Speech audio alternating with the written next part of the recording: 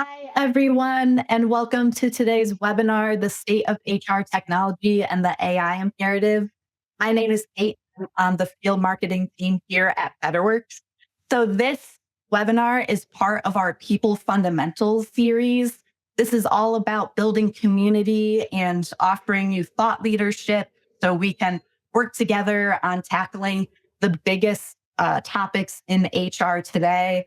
Our speakers range from researchers to authors to practitioners, and we love that you are part of this with us. So thank you all.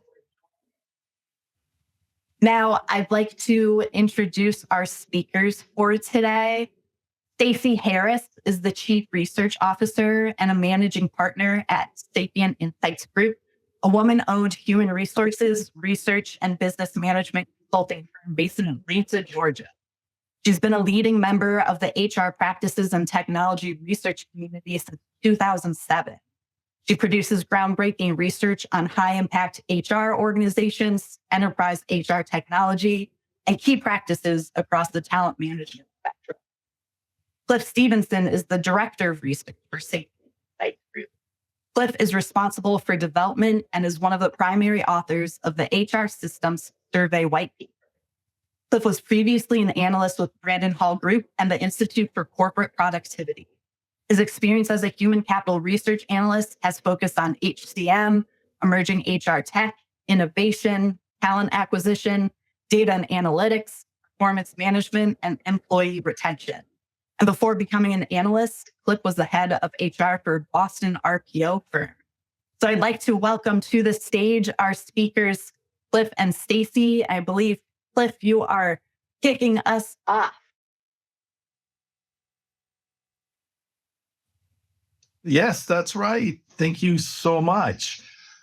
So I think, we got a lot of the introductions. I've been really enjoying seeing where everyone's from. I'm currently in St. Petersburg, Florida. Stacey is in Cary, North Carolina. I always want to say Raleigh, but anyone that's from the area knows it's all part of that area. Saw a lot of people in from both of those states. I previously lived in Long Beach, so all the Cali people, hi. And before that, grad school was at Suffolk in Boston. So I saw some Boston in there.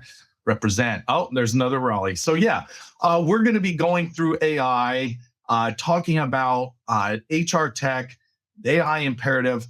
And what's really interesting, and Stacey's going to be going through some of the stats, you're going to be the first people to see not only how we are looking at this right now and what our data told us in our 2025 study, but actually the new research that has just come out. So you'll have exclusive view of that. And in light of that, I'm going to have to ask you to be very, very precious with this. There's always a confidentiality agreement, but you're getting the most confidential. You're going to be seeing some stats that we want to give to you so you have a better feeling of this, because one of the things I'd love to see, actually, so we're going to take advantage of the gifts, right? I want to know how you're feeling about AI in 2025 in GIF format. Or GIF format. I realize that's contentious, but we're going to play along. Tell me how you're feeling, and hopefully the data that we share today will help give you a better grounding of just how you should be approaching AI, or how we think you should be taking it in. We don't want it to be overwhelming. I think a lot of the marketing out there makes you feel afraid, or maybe it's too much hype. We're going to give you the raw numbers, where people are using it, where they're finding success, and what we think the future is. So with that in mind, like I said, please don't, speaking of AI, use any of this, put any of this data into AI. This is all proprietary. Find People BetterWorks have made sure that, we're keeping this just for you all. As mentioned, Sapient Insights Group is a research and advisory firm, women owned and operated. And besides, the research and the data and that big report that Kate mentioned earlier, we also do advisory services around culture and leadership and change management. So any of that stuff sounds of interest, please let us know. And of course, you can reach out to us, or you can listen to our podcast as well. Why not? That's called Spilling the Tea on HR Tech, where we also go over some of this news. But so here was the data that we're going to be pulling from, right? So you see it's worldwide. It's heavily focused in North America, but I think that works for this group. A lot of unique organizations. So we had over 5,000, over 6,000 people actually take the survey. But of course, if they all were from the same organization, we group that together, right? We say how this organization works. And then we look at the number of employees of those organizations. There's really extraordinary amount of people represented in the survey. In fact, when we did the maths on this, we realized that this data represents 1 in, I think, 8 US workers, which is just extraordinary, right? When you think about this, that's a high representation. So we feel very confident in these numbers, and we feel the ability to kind of cut through the hype because of that. So with that, I'm going to be doing a lot of stuff over in the chat, talking with you, sharing my own gifts. So feel free to ask any questions. You can do it in the chat or in the Q&A. And I'll relay anything over to Stacey, as she is the big brain and will take us through there.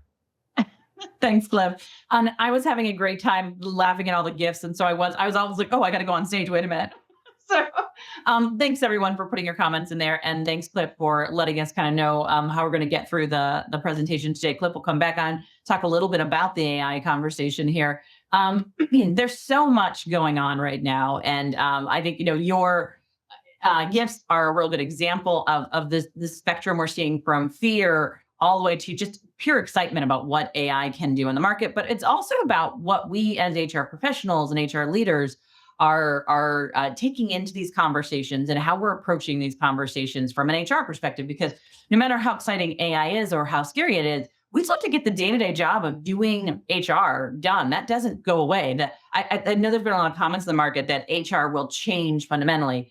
How we do things might change a bit, but what we do is not going to change. Cliff and I talk about this all the time. We have to bring people into an organization. We got to make sure they're aligned right with the work. We got to make sure performance is managed. We definitely have to think about sort of how we assess the roles within organizations. And we have to make sure when they are ready to leave that we do it appropriately, and all the things in between, from regulations and policies to engagement and performance, where we're in charge of making sure that it happens appropriately on an HR level. One of the things we wanted to talk about today, as Cliff had mentioned, is a lot of the work that we're going to be talking about comes from this big annual HR system survey that we do. One of the things that because we do this year over year, and we've done it now for over 28 years, we're heading into our 28th year, is that we get to see things at a very, very sort of broad picture perspective and a longitudinal perspective, which means we can look year over year and see how things are changing and how people are interacting to that, right?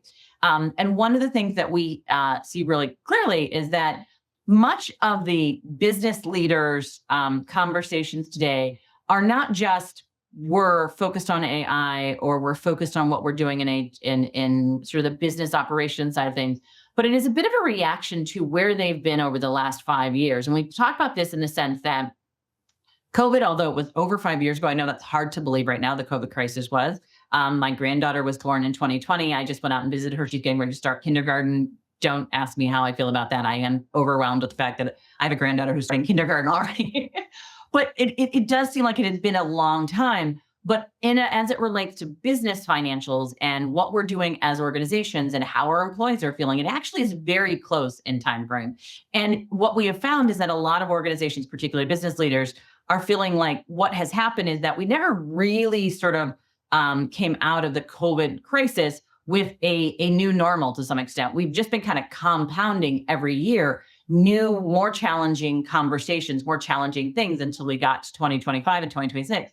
We went from this idea of great resignation and people sort of challenging the status quo to cooling economies, to political uncertainty, to this massive regulation shifts and economic swings that are now forcing sort of a focus on both revenue generation and cost cutting at the same time, which is basically creating a lot of challenge inside of our businesses.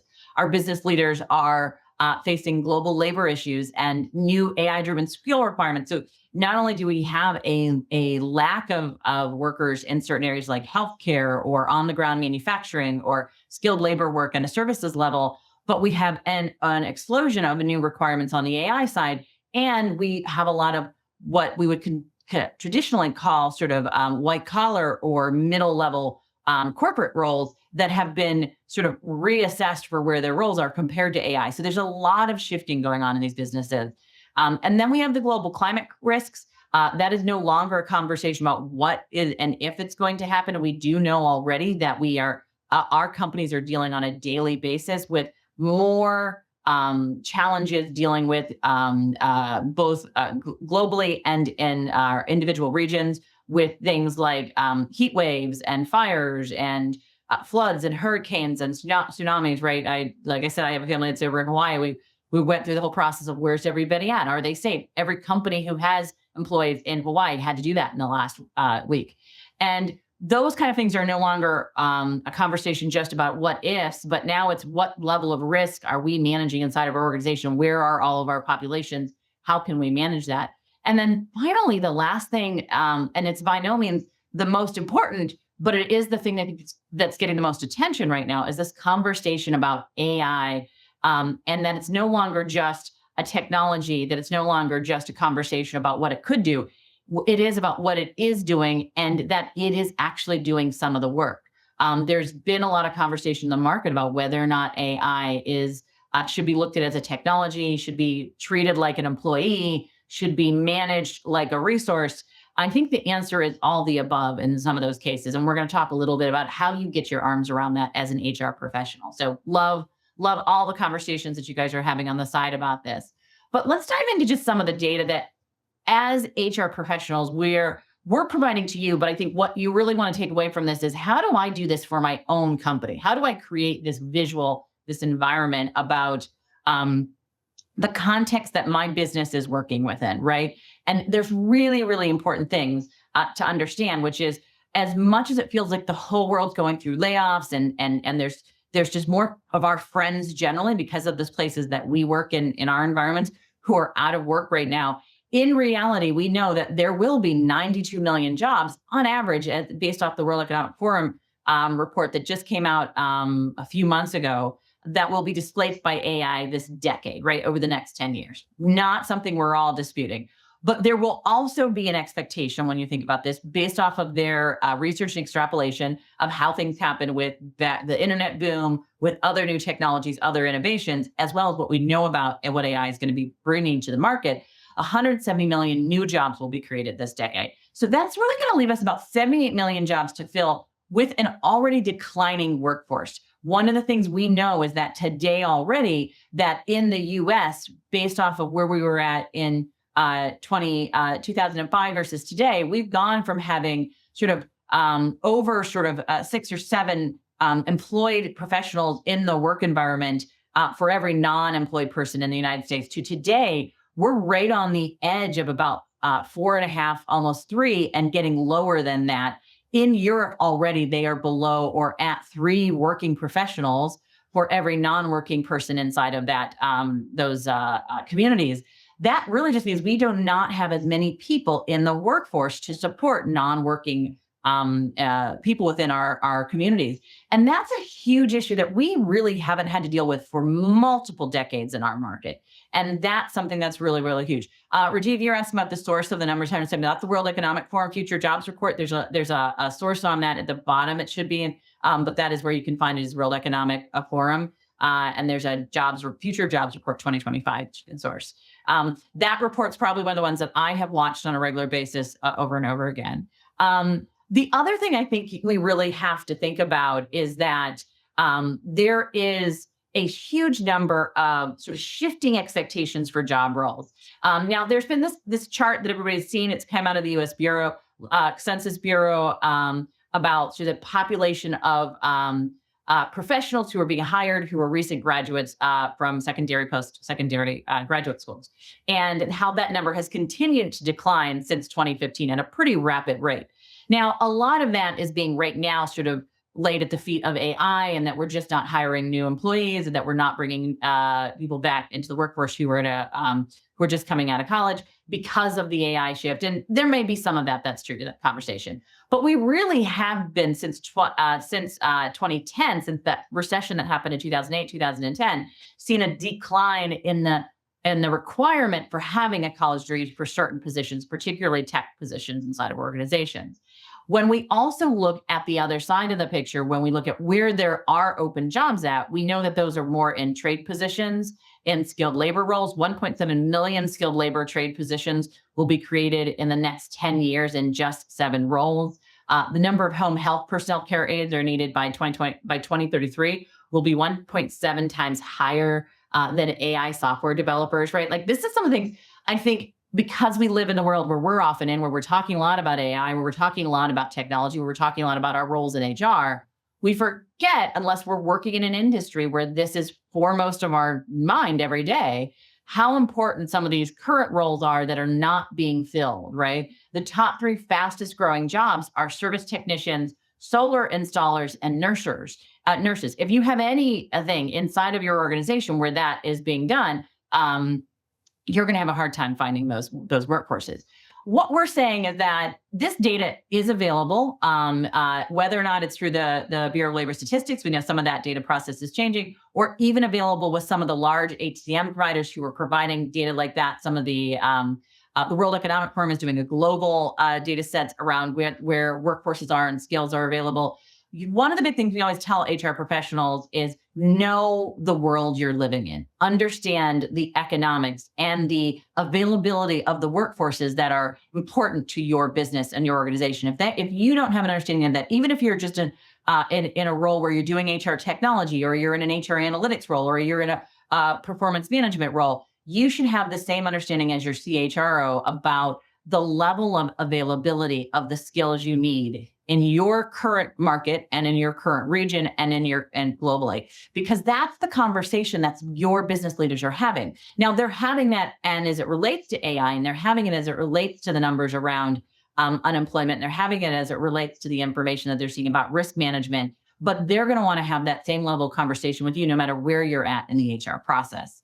The other thing that we're seeing in this market that's really, really important is that the idea of outcome-focused HR functions has definitely taken hold in the market. What I mean by that is that HR for a long time has oftentimes been sort of pigeonholed into either compliance function or a best practices function, which basically means we have a lot of HR processes. They're important. We know that there's some standards for our professional market, but we haven't always sat down and said, okay, what is most critical to our business, and how do we tailor HR to our business needs? And part of it's because we were building a profession, the market was changing rapidly, the technology was changing rapidly.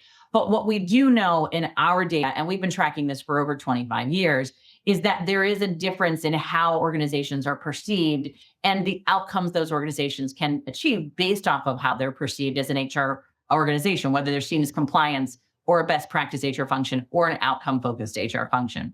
And more importantly on this is, when you think about this, is that this is not a pyramid, right? You'll notice that, we have kind of how you kind of go up maturity, the percentage of organizations that are in each of those categories, right? On the left-hand side there, only 52% of organizations last year felt that they were being viewed as a strategic partner inside the organization. But this idea of sort of the necessary areas that you as an HR leader have to focus in, and that what you want to be seen as a strategic partner.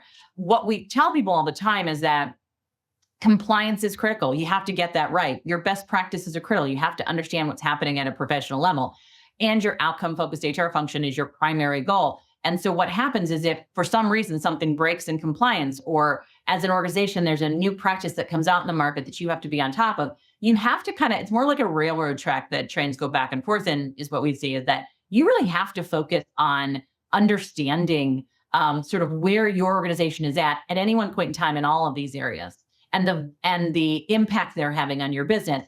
But the biggest conversation you have to do is understand what your organization is trying to achieve from an outcome perspective, and tailoring your HR function to that.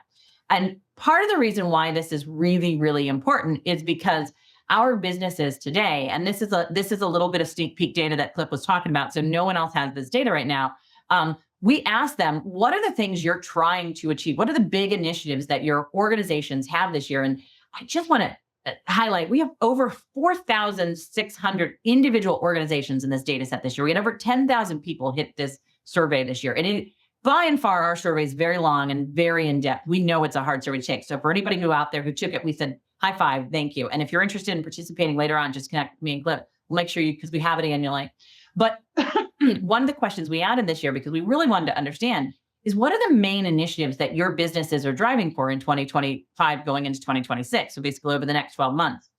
And what we found is that for organizations of 5,000 and above, their two top things that they're focused on are increasing revenue and improving efficiency. Oh, and by the way, organizations 500 to 5,000, their top focus is increasing revenue and improving efficiency. And oh, if I'm under 500 employees, it is increasing revenue and improving efficiency. That has not changed, no matter whether you're the smallest company in the market or the largest company in the market. And it's different from where it was at the last couple of years, where there might have been increasing revenue and maybe optimizing or focusing on digital transformations or some other things that were a little bit more important. This idea that I'm going to kind of improve efficiency, optimize processes, reduce cost while I'm trying to increase revenue is tied directly to the AI conversation, but it's also tied to the way businesses are being run today. And that's putting a big squeeze on both HR professionals. It's putting a big squeeze on our employees. It's creating engagement issues inside of organizations. And what really changes when you look at this data set across this market is if you look at what kind of the next tier of things that they're focusing on as an initiative. If you're over 5,000 employees, your biggest focus after getting through cost reduction and revenue is digital transformation. That's where we're spending our time, where we're spending our money, where our businesses are asking us to focus. If I am an organization between 500 employees and 5,000 employees, my most important critical thing after I get through reducing costs and optimization and increasing revenue is boosting employee engagement. And I'm sure this isn't a surprise to you. You're in the middle of this mix as an HR leader. But the most important thing here to understand is that as we're making these big changes, our employees are watching them and their engagement levels are dropping pretty rapidly because of it. And so there's a real big balance, particularly for organizations who don't have a lot of financials to throw at employees, who have to rethink their benefits at different levels, who are really trying to keep up performance while they're going through these changes. Their biggest focus is on this idea of keeping up engagement while they're going through this. Not to say that organizations 5,000 and above aren't having that. That is still in a conversation with them. But their belief in many cases, I think, as we're seeing in the data, is that digital transformation will create simplified processes, which will eventually create more engagement. Here's our conversation about that. If HR is outcome focused, what we're going to really have to look at is the metrics are going to change that they're going to be asking us to talk about. You're going to be your HR leaders and your business leaders, if they're not already asking you, they're asking you about revenue per employee. Make sure you understand what that is for your company. Where they're asking us about process and workflow efficiencies. They're asking us about compensation and talent gaps aligned with innovation metrics. So if I have an AI agenda inside my organization, what's the compensation that I have to have? What's the talent gaps I have associated with those initiatives? Our role in supporting enterprise AI ethical standards is a big conversation they're asking HR to get involved in. They're not shying away from this conversation, but they're asking HR to step up to it. And they're definitely talking to us about our approach to managing change. Change here is not the traditional big project management, change management we've seen for years. Change here is this idea of continuous, always on communication, change, making sure people feel comfortable, making sure they feel engaged, making sure they feel part of the change process.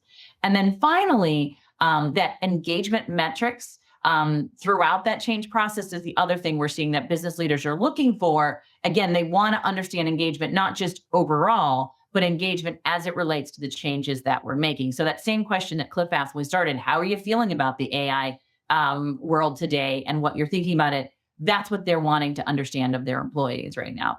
These are things that we're seeing in the data that are already starting to pop up. But what I really think is important is that HR professionals have been talking about these conversations for a long time. They may not always have the same metrics. They may not always have the same dialogue as your finance or your IT professionals, but we've always been very good at talking to the CEOs. I'm not a big believer of the idea that HR doesn't get the respect they need because of the CEO relationship. Our data shows very clearly, if you look at this, that when we ask owners, partners, CEOs, and executives whether or not they view HR as a strategic partner, they're more likely than HR themselves to say that HR is a strategic partner for our organization. Over 62% of owners and partners inside of big firms and organizations said that their HR function was seen as strategic and a partner to them. Over 55% of CEOs, compared to just 52% of HR professionals last year. What we do see, though, that I think is really holding us back from this conversation about being a partner and being able to have the strategic conversations we need to have a lot of times is not at the top of the leadership funnel. Where our data shows where we have our biggest challenges is when we're talking to some of our own internal roles, and more importantly, to IT and finance. That number one role that views us mostly as compliance versus as someone who is a strategic partner is our finance leaders. And as this market has been shifting towards optimization and thinking about revenues and revenue per employee numbers, the person that's being brought into the conversation most often is your chief financial officer. And that's where HR really needs to spend some time connecting and creating a relationship. And I know you're probably thinking, why are we talking about the chief financial officer as we're talking about AI? Well, here's the thing. If we want to have that very good, solid conversation about what AI can do for our business while keeping engagement out, while managing the work that we're doing as an organization, while making sure that we aren't undercutting our future to reach short-term goals, we have to be not just aligned with finance, but we have to be really having deep conversations. So finance comes to us for conversations before they go to the CEO, because that's really where we need to have those conversations at. And that's what's not happening in the data set from what we're seeing. We're also not having great conversations with IT right now. So we might have an HRIT professional in many of the larger organizations, but a lot of organizations, even if they have an HRIT professional, are not viewed as critically strategic partners to the IT role, being our CIO within organizations. So the two things that we're saying that to really take ownership of the AI conversation is the first step you have to do: know where your business is at, understand your economics of your workforce, understand the skills of your workforce at a really high level. Make sure you have a relationship with your finance partners and your IT partners, even before you're thinking about your CEO partnership. Cliff, before we move on to the next slide, I think, it would be really great to sort of get from the audience a little bit, maybe on the chat window. Do you feel like you have a better partnership with IT or finance right now? I'd be interested in knowing sort of where you guys have that. And if you have additional questions, please make sure you put them in the Q&A box. But Cliff, do you want to sort of maybe add in a little bit on what we're seeing about not just the IT relationship, but the changing metrics around the finances and why it's so important for IT to have that relationship with IT right now? Yeah, and actually just kind of get into the AI discussion, right? As HR's role evolves and we are starting to get more involved in using data for decision making, something you've been hearing forever, right? But it's really become front and center during the AI world.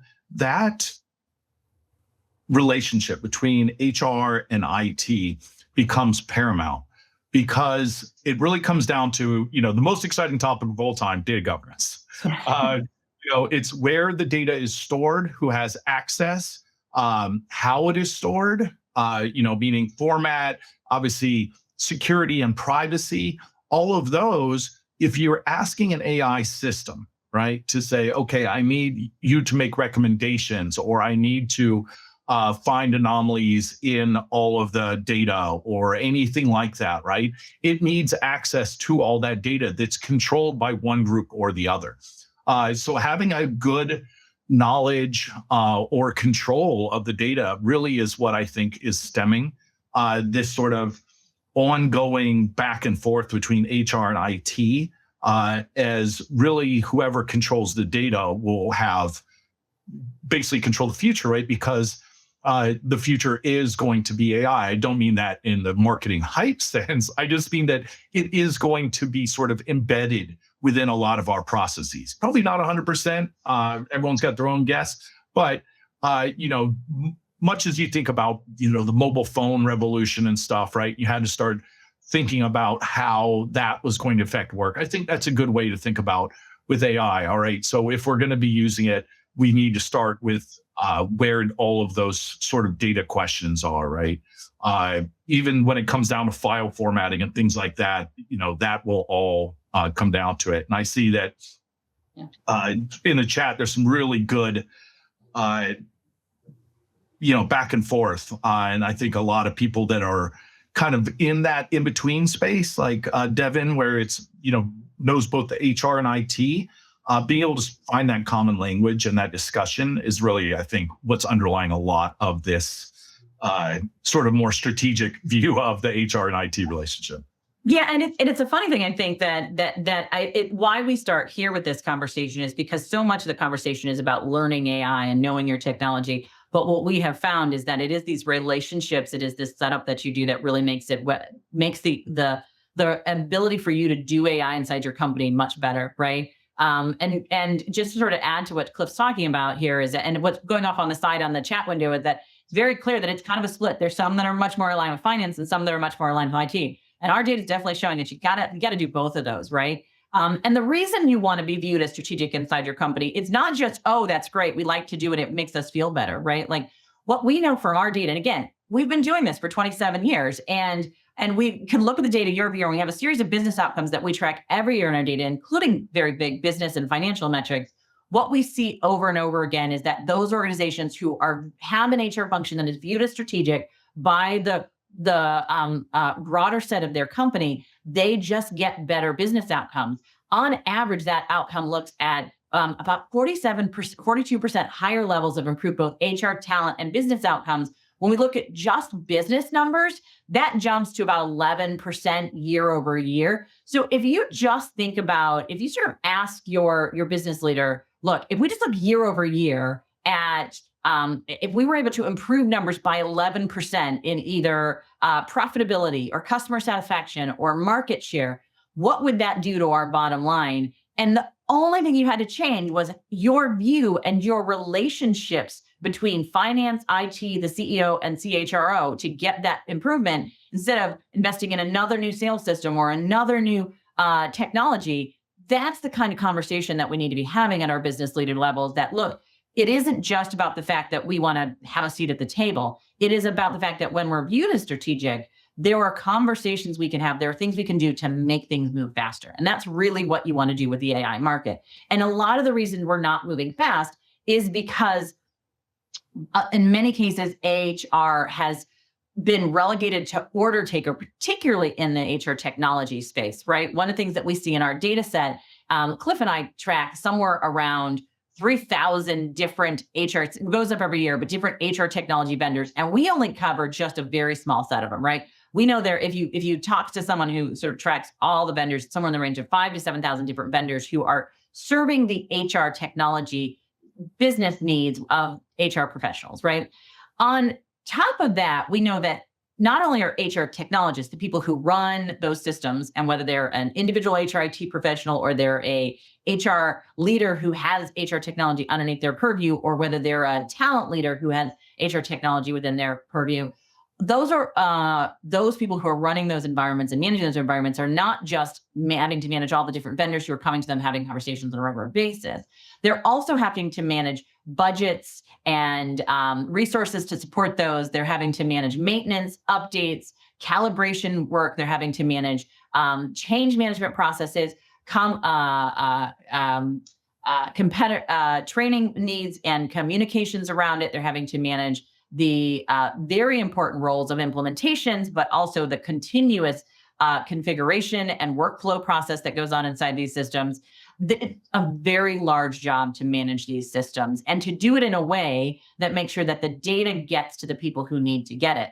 And one of the conversations we hear over and over again is that for many organizations, this has become not just a full-time job and multiple levels of full-time jobs in large organizations, but it has become an overwhelming set of, we're spending a lot of time thinking about the technology and not a lot of time thinking about what we're getting out of the technology or what we're achieving with those things, and having those conversations with our business leaders. In fact, when we look at enterprise HR systems overall, we can tell you that big systems like HRMSs, payrolls, analytics, even time or even our benefit systems and our learning systems are year over year seeing lower and lower user experience and vendor satisfaction ratings compared to what we have seen over the past couple of years. And part of that is not just these systems have been adding, there's so many different modules and opportunities and things to connect. Part of the challenge here is that they're not connected the way we need, or they're not giving us the outcomes that we want to achieve. And this is really the conversation that our business leaders want to have, not whether the tool is right or not, or features or functionalities. They want to know, what's the outcome we're achieving with this technology, and how are we using it to get to that initiative, which is our goal of increasing revenue and reducing cost or process automation or whatever it might be within the organization. And as Cliff had mentioned, the HR technology, who owns the HR technology budget, plays a big role in some of this. One of the things that we have seen is that over the last probably 2 to 3 years, we've seen a year-over-year 30% increase in IT, especially for organizations over 5,000 employees owning that HR technology budget. Now, that may not seem like a big deal, but what's happening is that as that budget is being shifted to IT, what's happening is that where HR had functionally owned a lot of the responsibility for the things that they're doing in their organization, that view of HR as being strategic is also slightly sort of misaligning to wherever the HR technology budget is owned. So what you'll see next year is that that's going to continue to go up. IT will continue to own more of the budget, especially at the enterprise level. You're going to see for mid-market organizations, more HRIT, HRIS roles, which is good. We're glad to see some of that going up. And for small organizations, you're going to see finance own more of that HR technology budget, which means sort of HR's in the middle there somewhere. And here's why this is important. It's not to say that you should have turf horse over who owns the HR technology budget. What you should really think about is what is the responsibility you have and how do you maybe keep ownership of the budget as an organization who is going through this conversation with your IT and your finance organizations? And why is there value in HR keeping some of that budget? Well, one of the biggest things that we're seeing organizations are approaching in keeping that HR technology budget is they're taking basically a much more different approach to their HR technology infrastructure setup. Now, this is how we're going to get to a better AI, because if we do not have our HR technology infrastructure set up appropriately, we're not going to be able to reach sort of the nirvana that Cliff was talking about, which is AI is embedded in everything that we're doing, because it's not going to be able to, doesn't have the roadways to have the connections that it needs, because it's really good at leaping over a couple of barriers, but it can't go from system to closed system without any conversation or connected conversation, right? And so what we're seeing is that organizations who are really taking ownership, look, I want to keep my budget. I want to be in charge of my HR data. I want to make sure that I am viewed as a strategic partner. They're really starting to think not about best of breed or all-in-one systems. That's not working for anybody anymore. What they are thinking about is what we call platform clusters. And platform clusters is all about figuring out what is your anchor systems. What are those systems? Maybe it's your performance system. Maybe it's your analytics system. Maybe it's your learning. What is the system that is central to you doing a important thing inside your organization? And then how do we make sure that we tie an ecosystem of solution providers with that who have very deep integrations? And that's the real conversation. Where is the data flowing? And the best thing to talk about that is to really think about how you put together your HR tech infrastructure. So we're going to do a poll real quickly here of what is your organization's current stance on AI HR before we dive into how this connectivity is going to happen. So I'll go ahead and let everyone go ahead and go to the polls tab and be sure to answer that. While you're answering that, we'll talk a little bit about this. Cliff, as we get into the AI conversation, you and I talked a lot about this idea of platform clusters. Do you feel in the platform clusters conversation that we spend enough time talking about integration right now? Yeah, we need to talk more about integration, right? Because that's everything that's driving this sort of movement. And I want to sort of reiterate what Stacey was saying, that, so much of research, we're not trying to sort of, we are sort of advising, right? But we're basically reflecting back what we're seeing. And this whole idea of the cluster model wasn't so much here's what we see as what you should do, but what we are finding successful companies were doing, or we're more or less being sort of had to do. Yeah. Because of everything we talked about before, where data is really what's driving everything, you need systems that not only just work together. I think for so long we focused too much on, single sign-on, like just to sort of ease.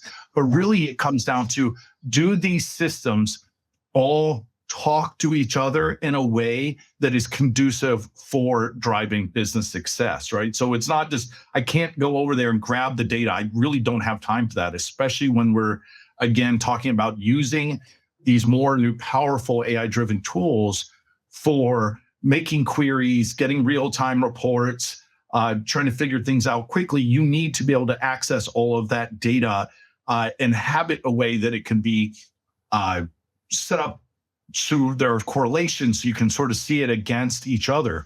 So I think that's really what's been driving this move towards a cluster model, one thing that makes HR tech a little different from some of the other consumer technologies is so far to this point, we have not really had to deal with walled gardens, right? You don't have to say right now that these are the systems that you have to use because these two literally cannot talk to each other, right? They're cut off from each other. You're doing fine as long as you just buy, Mac products or Android products, right? As we've seen with other types of technologies. That doesn't mean it's not moving towards that way, especially when it is extremely valuable to keep sort of proprietary information, software, very expensive technology that AI has and is continuing to be. So this sort of cluster model, I think, is a natural reflection of what sort of needs to happen. But it's important to understand it going forward, especially when you're looking at things like marketplaces for these companies, right? Because that's really what we're talking about is, almost anything can integrate. But, and this is going to be tough. If you're just listening to this, not seeing, I'm making big air quotes here. Does it integrate? It's one thing, sure, it can send information on query, but is it completely a two-way thing? Is the information being changed in any way? All that sort of stuff. That true integration, right? That's what you're looking for. And that's what creates those clusters, because only certain systems right now can do that.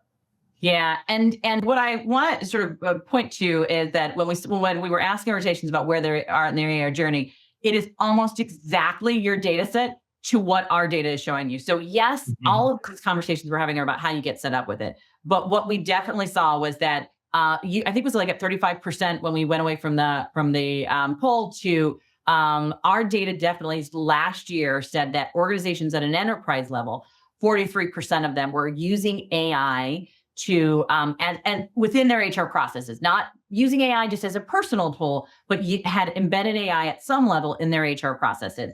This year, that number is only going to jump up to about 45%. Again, first people to hear this data. In aggregate, overall, it will be about 30% when you look at organizations of small, medium, and large, as you can see here.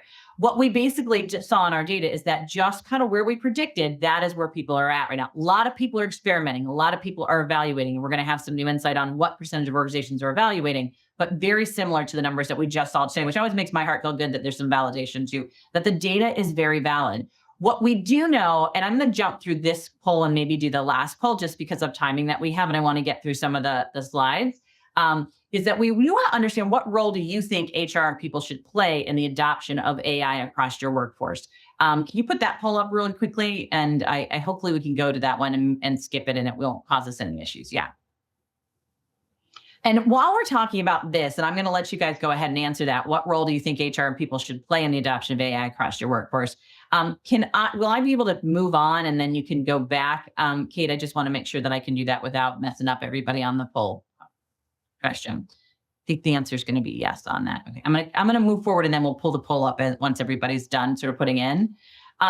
Because what I wanted to show you is that the barriers that we see to organizations, why are they not going to it? Right now, what we're seeing is that there's not enough knowledge or understanding. There's no current need in some cases, the privacy concerns, and the lack of internal AI skills for proper use.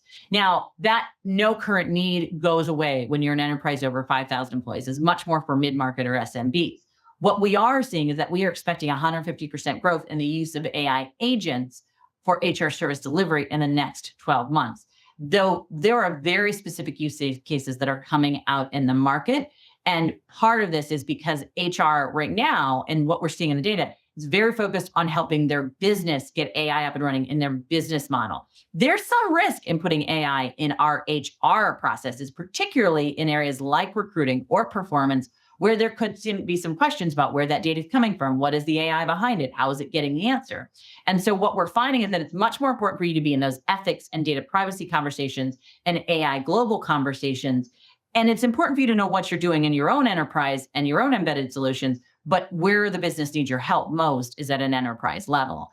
And the other reason why this is so critical is because what's happening and how we look at this future conversation is the businesses have to figure out where their new AI model is first. And then HR can go behind and say, okay, now how do I rework the workforce models? How do I rework the technology I need? How do I rework the resourcing models that I have? All of that has to come as part of a business-wide conversation. And we're going to go ahead. Can we show the poll response to that one just so everybody can see it? I'm not sure if Kate, if I might have messed you up on that. There we go. There. What role is HR playing? Currently, right now, you guys are saying that we have an influential voice in AI adoption. And I would say that's a really, really important. We're consulted, but not a major. I think I'd love to see almost 70% of you saying we have an influential voice in AI adoption. You need to be there, and you need to have it on the enterprise level, not just us personally in our own enterprise. And the conversation you can have with your business leaders is, look, we're taking it very carefully because we have so much personal and sensitive data here. Our business has to run and run fast with AI. We need to be part of that conversation too. The two things aren't connected in many cases. All right, we're going to go back and look at the last couple of things, and then we'll wrap, and we'll definitely make sure we answer some questions. So yeah, it can take us a moment to get back to our slides. There we go. All right, last couple of slides I want to sort of walk through. One is the idea of why are we bothering with AI in HR? Well, the most important thing is hyper-personalization. That engagement conversation I had right now, AI has been all about taking my job, reducing effort, working in HR services, those kind of things. But really, if AI is done effectively, and AI is done very well, is that it will hyper-personalize the experience for the employee. That is the ultimate goal. And once we get hyper-personalized experiences, the next level is workforce planning and skills management. And so to do hyper-personalization, you know what we need is not more AI right now. We need skills and job definitions, data management models, all things Cliff talked about, ethics models, real employee trust, constant calibration, willingness to evolve, change leadership. Those have to be in place before we can put AI on top of everything. We can test AI, we can work with it a little bit, but we have to make sure we have our infrastructure in place, or the employees will have a backlash against it, particularly if they don't trust it. So there's real value in sort of balancing how you think about it in HR. Our data is definitely showing that. One of the most important things you have to do is think about your skills strategy. And one of the things we tell people that if you get that skills strategy right, again, viewed as a much more strategic HR function, really, really critical for organizations. There's an easy way to do skills, which is you just open up the window, you let people start tracking skills. Now I've got this database, we hear the term called of skills swamp, which just a lot of skills sitting there with nothing to do with them. Or you can do the hard work of putting in taxonomies and ontologies and lining up the work. It takes more work. We're focused on business outcomes, but that is the kind of level of work that needs to be done to get to that hyper-personalization. It's one of the first steps you've got to take, and why AI is so embedded in skills right now. The last thing I want to do before we jump into questions is really talk about how does this fit into your HR service delivery model and workforce experience model. I cannot emphasize enough that AI alone, over 70% of HR professionals are already using AI to do their job in some way. Only about a third of them are using something that their business is paying for right now. Just put that into context when you're thinking about it, which means they're either paying for something on their own, and that's only 14% more than the third where that is using a business paid item. So there's more than about 40% or so of HR professionals using AI to do their job that is not being paid for, that's in a free format. Now, are they putting sensitive data out there? We don't know. Are they using it just to do emails? Everything you're touching in AI has a look back to it. Everything has if you're using free AI, it is being utilized to train some other model. And this is the conversation we're not having enough in our market. And so what we really are telling people is that when you're thinking about AI for HR, think about it at a service level, service delivery model level. One is, if I'm thinking about all the data that I'm gathering in my organization, where is the place that I have the most accurate, most clean, most valuable data inside my organization? And do I need to do an aggregation environment, some sort of intelligent data gathering, or can I use some of the workforce tools that I already have? The second question you have to ask yourself is, within that service delivery process, where do I need to have intelligent AI guidance? Where do I need to have tactical chatbots that just give me nudges? Or where do I have to have an agent that does the work? And it's really important that, because you can get overwhelmed with all the different ways that AI can help you. Those are the greatest ways to kind of think about how. And then the next conversation is, how do I go out and look at my embedded solutions or my enterprise platforms or my ChatGPT solutions and figure out which of those can to meet those needs for me. The final thing you have to be thinking about in HR is bring your own AI. Cannot emphasize this enough. This will be something your business has to take into consideration. It is already happening inside your businesses. If you're not managing it, someone else isn't managing it. Look at some very important tools like a FairNow or a Lanai that are helping understand where AI is being connected into your system and whether or not it has security risks in it. Because the bring your own AI is not going to be stopped, just like bring your own cell phones went from almost 2% in organizations in your own documents to 70% in a 2-year period. in the market, we're going to see bring your own AI because you're going to get the most outcome from being able to tap in to that trained AI that your individual person has done for themselves. All right, last wrap up here is how HR is and your change leader role in that. One is make sure you understand what HR or AI is going to be used in your organization for. Right now, job descriptions and HR help questions are the top two things we're seeing organizations do, especially if they're mid-market and SMB. And make sure you understand how AI is being managed ethically inside your organization. Do not do what we have right now, which is the top two answers. We have no process, or I honestly don't know. Make sure you know that inside your organization. Finally, if your organization over 5,000 employees, you're probably looking more at help desk questions, learning and training, some recruiting and onboarding. And you're a little more likely to have an ethics process in place, but there's a lot of you who don't know what that is. Go find out what that is. Make sure you know it. Make sure you have a copy of it. Make sure you understand how it fits into your own personal HR data.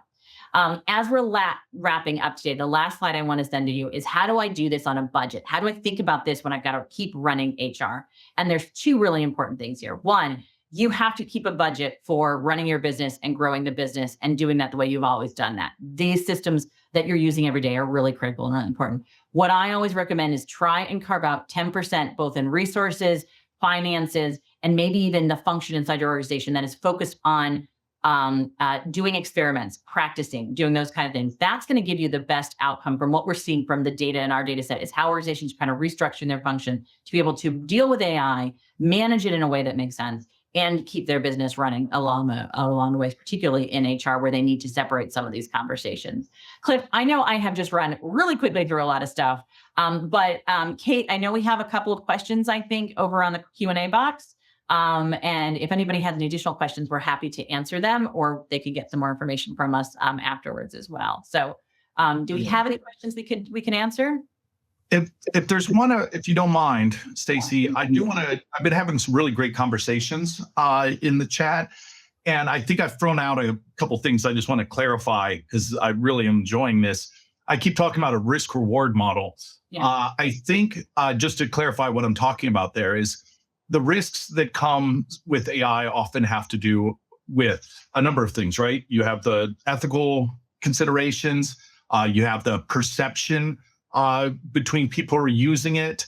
You have obviously a possibility of security and privacy, which is why we were talking about the hyper-personalization. And of course, you have the risk of it being wrong. You know, that is probably one of the big sentiments that people are feeling about AI, and probably what you see more in the news is when there's these hallucinations.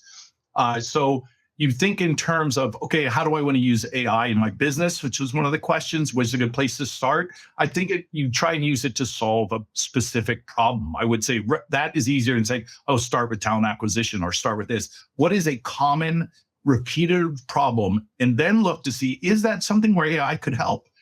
Is it a case that we're running payroll and there's too many anomalies? Is there a way for it to run validation checks? Maybe that's not a concern of your business, but you have to find those areas and then see if there's an AI solution to that problem rather than plug and play. There was a really wonderful comment that was put in where they were talking about something like put a proof of concept versus something else. If the person who wrote that could write that, you know, where you're basically saying, I just want to put this in just because it's there, right? This sort of issue. So anyway, I just wanted to go with that. But any other questions? And I'll add to that, Kate, you, BetterWorks, I'm sure probably does like almost every vendor has a risk reward chart they use on how they're ranking and rating risk versus reward. And the reward part is what's the outcome you could achieve by using this. And again, I would go for the business issues first. So enterprise-wide, company-wide versus your own HR, because the thing we hear over and over again for business leaders is that what's doing it? HR is working. It's not broken right now. What is broken is that my business model is not working because AI is changing it so much. So, and I don't know, Kate, if there's some other questions you feel we should answer in our last couple of moments, but I know you had some other things you wanted to wrap up with too. So, yes, we have time. Oh, sorry. Go ahead, Cliff. There was one that I thought you would be best suited to answer, Stacey, and it's about the cluster model. So the idea is, do you see that certain type of things clustered together, for instance, like performance, learning, and talent, or the performance and talent align better with others. Sorry, it's weirdly cut off because no, I understand what they're asking because I think, when we first started coming out with this, people were like, well, isn't this just the talent suite, right? Is that what this is? And the answer is no. Actually, we find that the clusters are very specific to the organization outcome you're trying to achieve. So if you are a manufacturing organization, you might cluster performance more tightly with time because you're tracking where people are at and what performance you're tracking at an activity level in that time conversation. You might cluster engagement with learning because you're tying learning particularly in a consulting-based firm where development is a much more important conversation to the engagement of your consultants. So I would say the traditional sort of wheel that we've all lived in for so many years is not what we're seeing happen with this cluster model. It is much more about following your business processes, that top business issue that you're trying to deal with, and then making sure that the solutions that are connected to that cluster are really tightly aligned. And you might have two systems. So again, this idea that it's all going to be one is not the answer. You might have two different systems because in learning, I got to have something that tracks it this way. But when I'm really thinking about time, I'm have to track it this way. And that is a relatively not a bad idea in our data set from what we're seeing. It is about how well the data is flowing back and forth, and then how do you aggregate it up? So. And there's one last question if we have time, Kate. And it's, what are your thoughts on HR perspectives on correlation between AI and digital twin of employees? That's a tough one. I mean, our data, we didn't have it in here because we haven't done it for this year yet to see if it's going to hold true. But our data basically showed that if organizations were using AI, and it's not a correlation or a causation, because it's a correlation, but it's not, we don't know if it's causation by any means because it's 1 year set of data, that organizations on average received about an 8% bump up, especially if it was embedded AI in an HR solution, an 8% bump up in HR talent and business outcomes, the aggregate of that. And that was pretty impressive to just see that. We don't know. Could be because those companies were already ready to do it, right? The correlation between treating AI as a workforce resource, I think, is what they're asking, right? Is what we're telling people is here's my stance on this. We assess and manage and think about engagement and learning and performance for employees at such a high level. I'm not about saying that AI is your best friend. I think there's a fear or worry about anthropomorphizing AI and making it like a person. And that is not something we should probably be putting faces on our AI right now. But I do think we should assess it at as much of a level or even more so of a level of any employee that we assess. We do performance reviews on a regular basis of our employees. We make sure there's check-ins and validations, and we check out what internet sites they're going to. If you're tracking an employee at any level in your organization, you should be tracking your AI just as much, because even though right now it might be just algorithm written, it will move into decision-making pretty quickly based off of updates and upgrades we're seeing in the market. And anything that's making a decision inside your organization should have an assessment model to it and should be calibrated and reviewed on a regular basis, more so than you even do your employees. So I think we need to manage risk for AI agents and workforces at a higher level than we do our employees right now. Beautiful. Well, thank you so much, Stacey and Cliff. This was super inspiring and really great data to learn more about AI usage and tons of other great topics. So thank you, everyone, for attending. I know that at the beginning, we asked you the poll and you responded. 17% of you said that talent and performance processes are the biggest challenge for you right now. So we'd love to talk from BetterWorks about how we can help. We work with enterprise companies on that very subject. So feel free to scan that QR code to learn more. But thank you, everybody, for attending. And again, huge thank you to Stacey and Cliff for providing such amazing research. Hope you all have a great rest of your day and take care. Thanks, everyone. Bye.